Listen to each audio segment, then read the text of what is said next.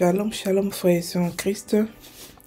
Aujourd'hui, nous allons parler de la guérison, la santé divine. Mais le thème que nous allons aborder aujourd'hui, c'est le bon combat de la foi dans la maladie. Donc, je répète, le combat de la foi dans la maladie. La Bible nous parle de combat, la Bible nous parle de foi. La Bible nous explique aussi que nous avons la santé divine, que nous sommes tel que Jésus est. Alléluia. Mais le bon combat de la foi, qu'est-ce que c'est? 1 Timothée 6, verset 12 nous dit « Combat le bon combat de la foi. Saisis la vie éternelle à laquelle tu as été appelé et pour laquelle tu as fait une belle confession en présence d'un grand nombre de témoins. » En fait, le combat de la foi, c'est tenir ferme sur ce que tu as reçu, sur ta preuve que tu as. Alléluia. Avant de passer au combat, on va d'abord expliquer ce que c'est que la foi. Ensuite, expliquer ce que c'est que le combat de la foi, comment y arriver. Et ensuite, nous allons méditer ensemble sur une parole de santé divine. Et je vais vous expliquer pourquoi il faut tenir bon sur la parole, quelles que soient les difficultés. Donc, nous allons prendre Hébreux 11, qui parle de la foi. Hébreux 11, verset 1, qui donne la définition de la foi, qui nous dit « Or, la foi est une ferme assurance des choses qu'on espère, une démonstration de celles qu'on ne voit pas. » Donc, je répète, « Or, la foi est une ferme assurance des choses qu'on espère et une démonstration des choses qu'on ne voit pas, de celles qu'on ne voit pas. » Et pour l'avoir possédé, les anciens ont obtenu un témoignage favorable. Avec la foi dans ce monde, il n'y a rien qu'on ne puisse pas faire. Il n'y a rien qu'on ne puisse pas obtenir. La foi est différente de la grâce. La grâce vous apporte des choses que vous n'avez pas demandées, des surprises que Dieu vous donne, des cadeaux, des portes qui s'ouvrent devant vous. Mais la foi force, c'est-à-dire que quand vous savez votre mission, vous l'atteignez par la foi. Vous dites que avec la foi, je peux tout faire et rien ne vous décourage. Quelles que soient les difficultés, vous n'êtes pas découragé, vous partez obtenir ce que vous avez vu. Alléluia. Donc je répète encore la foi. Or la foi est une ferme assurance des choses qu'on espère. La ferme assurance veut dire quoi? Comment on peut avoir une ferme assurance de ce qu'on n'a pas vu, de ce qu'on n'a pas imaginé?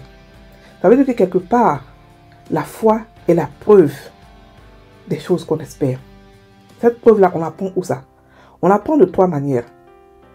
On peut avoir même les trois manières ensemble, ou une seule preuve, ou deux preuves, ou trois preuves. Cela n'a pas d'importance. Une fois que vous avez la preuve, c'est fini. Vous avez l'approbation de Dieu. Vous partez arracher ce que vous avez vu. La première manière, c'est dans notre imagination. Lorsque nous imaginons, lorsque nous voyons en train de prospérer, par exemple, ou nous voyons en train de devenir, en train d'être guéris, de courir, de faire ce que nous voulons, c'est une preuve que nous pouvons prendre pour obtenir ce que nous voulons. Quand vous regardez autour de vous, vous regardez que tout ce qui a été fait par la foi de l'imagination.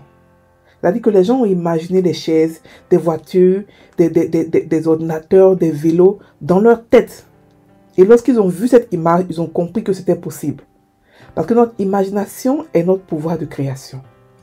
Et lorsque vous voyez ça dans votre tête, dans votre esprit, dans votre imagination, restez là-dessus. Imaginez, continuez d'imaginer.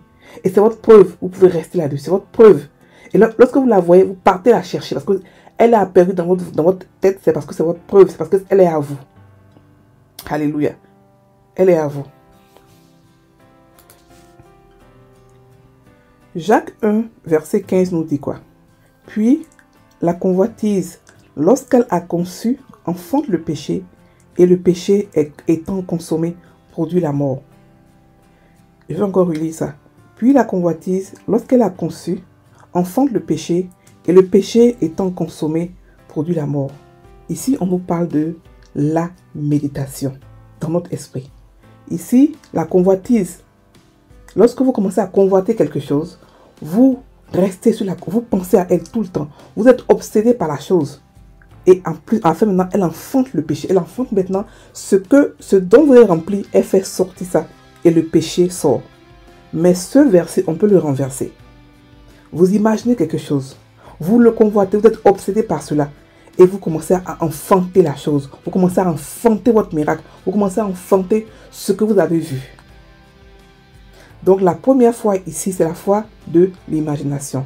Ce que vous avez dans votre cœur, ce que vous avez dans votre imagination, vous restez là-dessus. Vous la convoitez, vous l'imaginez, vous la redessinez, vous la retracez et vous la concevez. Et lorsque vous êtes vraiment là-dessus, vous êtes vraiment sûr de ça. C'est-à-dire qu'elle est tellement remplie à vous que personne ne peut vous l'arracher.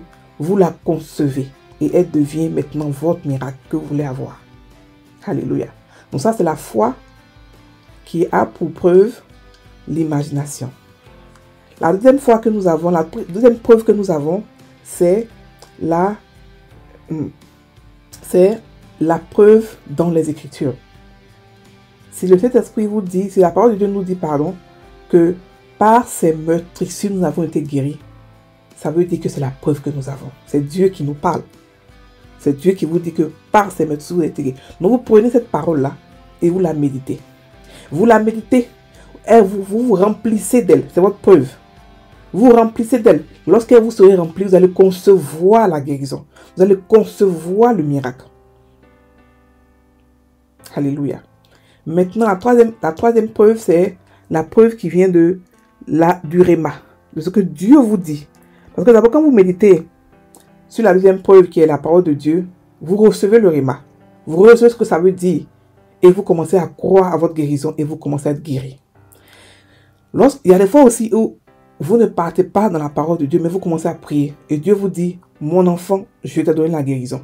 Cette petite phrase-là, cette petite révélation que vous avez reçue de Dieu, c'est votre preuve que vous devez rester là-dessus. Vous devez vous accrocher à elle et continuer à la méditer. Continuer à vous rappeler ça. Continuer à dire, Seigneur, Dieu, mon Père m'a dit que j'ai reçu ma guérison. Donc, je l'ai, quel que soit ce que je vois. Parce que ce que vous voyez, c'est la vérité, mais ce que vous voyez, c'est la réalité, mais ce n'est pas la vérité. La vérité, c'est ce que la parole de Dieu dit. La réalité est tout autre. La réalité est toujours différente de la vérité. Donc, vous restez là-dessus. Et c'est là maintenant que commence le combat de la foi. Et qu'est-ce que le combat de la foi? Le combat de la foi, c'est lorsque vous avez toutes ces preuves et vous commencez à la méditer. Et que vos symptômes de la maladie ne partent pas. Les symptômes sont là. La maladie même peut s'aggraver. Oui, la maladie peut s'aggraver dans la plupart des cas. Lorsque vous commencez à méditer sur la parole de Dieu concernant un problème, le problème s'aggrave. Pour vous décourager, pour vous faire croire que votre prière ou votre méditation n'a pas d'effet. C'est faux. Ne vous découragez pas. Continuez. Si vous avez très mal, continuez à méditer. Continuez à confesser qui vous êtes. Continuez à confesser ce que vous avez reçu comme preuve. Que vous continuez à voir votre guérison. Continuez à la parler. Continuez à la peiner à l'existence. Continuez à prophétiser. Continuez à vous bénir. Ne laissez pas. En anglais, on dit le pasteur qui dit keep saying it. Don't stop talking it. Keep saying it. Ne regardez pas les réalités. Ne regardez pas les autour de vous. Ne regardez pas les symptômes. Ne regardez pas la douleur. Mais continuez toujours dans le combat de la foi qui est de toujours continuer à méditer sur la parole. À la méditer là-dessus. À la relire. À prier en langue là-dessus. À méditer pour qu'elle puisse entrer dans votre esprit. Lorsqu'elle entre en vous et qu'elle est inondée, qu'elle vous inonde, vous allez concevoir le miracle. Vous allez concevoir le miracle. Alléluia. Donc, ça ne veut pas dire que vous ne pouvez pas prendre vos médicaments. Non. Celui qui va prendre son médicament, qui le prenne. Mais ça veut dire que n'arrêtez pas de confesser. N'arrêtez pas de dire ce que la parole de Dieu dit de vous. Quelles que soient les douleurs. Prenez vos médicaments si vous voulez. Ça dépend de vous. Mais continuez sur la parole de Dieu. Vous pouvez prendre la parole de Dieu comme une preuve. Vous pouvez prendre la parole de Dieu comme un chèque en blanc que Dieu vous donne. Et rien ne pourra vous arrêter. Vous continuez à la méditer. C'est ça le combat de la foi. Ce n'est pas un combat facile. C'est pour ça qu'on appelle un combat. Parce que lorsque vous commencez à faire ça, les symptômes augmentent. Et vous êtes choqué, mais ce n'est pas possible. Non. Continuez à faire cela. À un moment, il va commencer à s'alléger et partir complètement. Vous pouvez faire ça 2 fois, 3 fois, 4 fois, 5 fois par jour. Ça dépend de la douleur qui vous fait. Ça dépend de à quelle vitesse vous voulez être guéri. Donc, vous continuez toujours à vous battre dans la foi avec la confession. Quel que soit le problème, Dieu, la Bible dit que la parole de Dieu est un couteau à double tranchant. Elle est plus efficace pour séparer l'âme et l'esprit. Donc, continuez à la méditer. Elle est très puissante. Et c'est pas la parole d'un homme, c'est la parole de Dieu. Et la Bible dit qu'elle ne retourne pas à lui sans avoir fait de l'effet. Donc continuez. Si vous êtes stérile, continuez à prendre la parole de Dieu qui parle de votre cas. Et continuez à confesser que vous avez des enfants. Continuez à confesser que vous êtes fécond. Si vous avez des maladies, du cancer, continuez à la confesser. Continuez à confesser qui vous êtes, ce que vous avez comme guérison. Continuez à confesser. Créez la guérison. Parce que vous êtes des créateurs. Vous êtes des enfants de Dieu. Alléluia. Vous êtes des enfants de Dieu. Donc c'est ça le combat de la foi. C'est-à-dire que restez là-dessus. Restez, être têtu pour ce que vous avez vu. Pour la preuve que vous avez, être têtu là-dessus. Il y a des fois où vous recevez les 3 preuves en même temps. C'est-à-dire que vous avez et votre imagination, et la parole de Dieu, et Dieu qui vous dit. Donc Dieu confirme pour vous montrer que ce que vous avez demandé, vous avez vraiment ça. Et là, que vous avez les 3, ne vous découragez pas. Vous devez maintenant que vous devez bombarder, continuer à confesser les paroles, à la méditer, à prier en langue, à faire sortir. Quand vous avez commencé à prier en langue, vous avez sorti le réma de Dieu en vous. Vous avez commencé à parler des paroles sur la guérison qui viennent de Dieu. Alléluia. Donc ce qu'on va faire maintenant, c'est de méditer sur une parole de guérison ensemble pour que vous puissiez voir comment ça se passe. Et puis, restez ferme sur votre combat. Ne vous découragez pas. Quel que soit ce qui se passe, vous êtes plus que vainqueur. Vous êtes né vainqueur. La maladie n'a pas d'effet sur vous. Cherchez, il y a plein de paroles de la Bible qui parlent de la guérison ou de la santé divine. La parole, par exemple, qui dit que vous êtes le temple du Saint-Esprit est une parole de guérison aussi. La parole qui dit que nous sommes un avec Dieu est une parole de guérison. La parole qui dit que tel que Jésus est, tel que je suis est une parole de guérison. Il y a tellement de paroles de guérison et de santé divine dans la parole, dans la Bible, que vous aurez l'embarras du choix. Mais prenez une seule et continuez toujours à la confesser. Alléluia. Donc aujourd'hui, pour notre santé divine, nous allons prendre la parole de 1 Jean 4, verset 17 qui dit « Tel il est, tel nous sommes aussi dans ce monde. C'est en cela que l'amour est parfait en nous, afin que nous ayons de l'assurance au jour du jugement. » Alléluia. Alors, nous allons méditer ce verset ensemble. Nous allons méditer, nous allons le répéter, confesser là-dessus. Et puis aussi, prier en langue, le méditer. J'ai expliqué une fois, on a un enseignement là-dessus, dans ce groupe-là, ces chaînes, pardon, qui parlent de comment méditer. Bon, je vais répéter encore la méditation, ce que c'est. C'est à 3 niveaux. Méditer veut dire en hébreu agar. Agar veut dire, pardon, méditer en hébreu. Ça veut dire imaginer, murmurer, parler, crier. Nous allons imaginer la parole de Dieu. Mais comme on le fait ensemble, on ne peut pas imaginer ensemble ce qu'on va faire. Parce que lorsqu'on imagine, on se tait. Et on rêve de la parole de Dieu, on pense à elle. Donc on va commencer par le deuxième niveau qui est parler la parole de Dieu, prier la parole de Dieu et au plus tard crier la parole de Dieu. Alors donc, ici il dit tel qu'il est, tel nous sommes dans ce monde. Il parle ici de Jésus.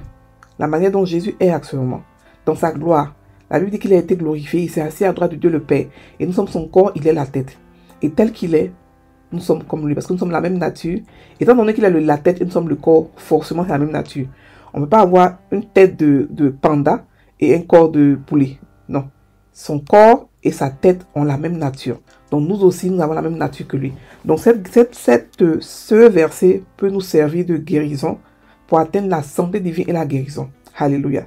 Donc on va répéter cela, confesser cela, prier en langue là-dessus et puis rester là-dessus. Quels que soient les symptômes, quelles que soient les douleurs qui se passent dans notre corps en ce moment ou qui va se passer plus tard, on reste là-dessus, on la médite toute la journée, plusieurs fois. Alléluia. Donc ici, tel qu'il est, tel que je suis dans ce monde. Tel que Jésus est, tel que je suis dans ce monde. Barakin toteria kansa barakonta. Orakatori kemberia konta barakonta. Oui, tel qu'il est, tel que je suis dans ce monde. Je suis rempli de sa gloire. J'ai la même nature que Christ. Sakatori ke sabarakonta. Sa nature est ma nature. Orakin tababakanta. Je suis son corps. Je suis son temple. Il vit en moi. Sakata barakonta. Et parce qu'il vit en moi, je peux tout faire. Dieu, je suis la maison de Dieu. Je suis la maison de Dieu. Je refuse d'être malade. Je refuse toute maladie. Je refuse toute douleur. Je refuse que mon corps subisse des douleurs inutiles. Non. Mon droit, c'est d'avoir la santé divine. Mon droit, c'est d'être la même nature que Dieu. Donc mon corps est révigoré par la puissance de Dieu.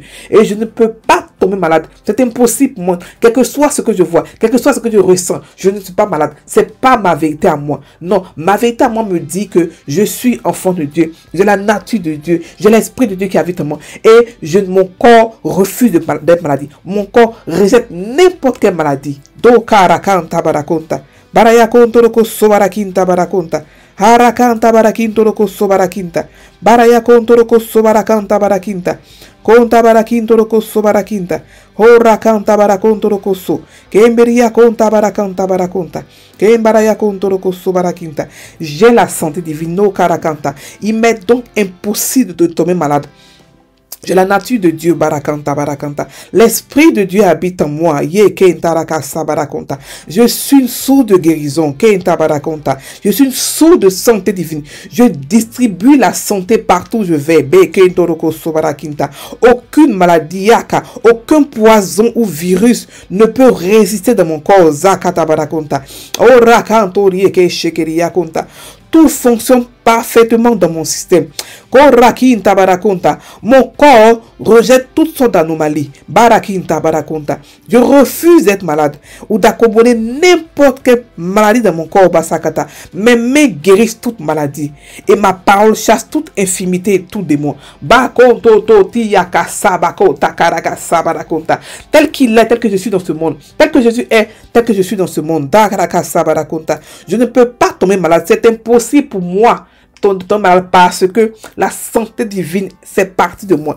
Je suis mort, j'ai été morte et je suis revenu à la vie. Une nouveauté de vie, une vie qui n'est pas soumise à Satan, une vie qui n'est pas soumise à la maladie, une vie qui n'est pas soumise aux circonstances de cette vie, mais une vie qui est libre, une vie qui est divine. Oh Sakataba. Et cette vie-là ne me permet pas de tomber malade. Cette vie-là me commande d'avoir la santé divine. Et je marche dans la santé divine. Pareil comme mon Père et pareil comme Jésus mon leader. Je fais partie du corps de Christ Sakata. Je fais partie intégrale de Christ Sakata. Et Christ n'est pas malade. La Bible dit aucun habitant de Sion ne dira je suis malade. Non, moi aussi je ne peux pas dire que je suis malade. Non, je ne suis pas malade. Je ne suis pas malade. Quel que soit ce que je ressens, quel que soit ce que je vois, je ne suis pas malade. Parce que l'Esprit de Dieu habite en moi. Barayako shekeria konta. Oh barakanta barakinto rokoso barakinta. L'esprit de Dieu habite en moi. L'esprit de Dieu habite en moi. L'esprit de Dieu habite en moi. Oh rakinta barakonta rakasa barakonta. Et je ne tombe pas malade. Lakata. J'ai la santé divine. C'est mon partage. C'est mon héritage. C'est ce que je suis. Oh zakata barakonta. Rempli de l'esprit de Dieu. Bossa. Je suis une source de santé. Je guéris les malades. Même guérir les malades. Lokata barakanta. Quand j'arrive quelque part, la guérison est arrivée. Oh rakinta barakonto. Bo rakanta barakonta.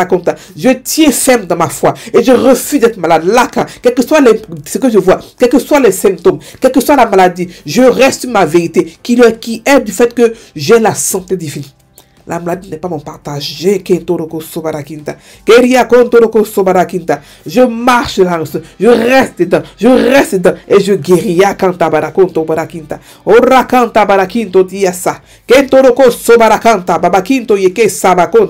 Roka barakia son koroko sobarakinta. Je ketiria ko sobarakanta. Barayako rakanta barakonto roko sobarakinta. Jenkeria konto roko sobarakanta barakinta.